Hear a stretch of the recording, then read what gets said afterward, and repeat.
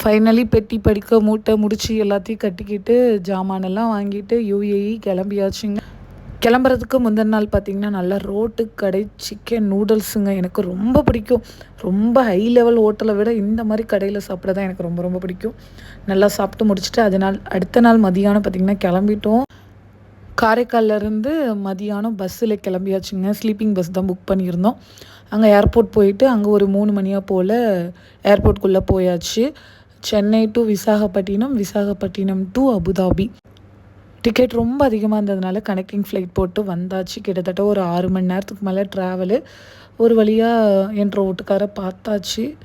அவர் பார்த்தது ஒரு பக்கம் பயங்கர சந்தோஷம். இன்னொரு பக்கம் பார்த்திங்கன்னா மனசுக்குள்ளே படக் படக் திக் திக்குன்னு இருந்துச்சு. ஏதோ ஒரு கூண்டுக்குள்ளே வந்து மாட்டுற ஒரு ஃபீல் இருந்துச்சு. ஓகே, வேறு வழியில் அடுத்த வேலையை பார்க்கணுன்ட்டு எல்லாத்தையும் க்ளீன் பண்ணிவிட்டு பாப்பாவை ஸ்கூலுக்கு அடுத்த நாள் அனுப்பியாச்சுங்க.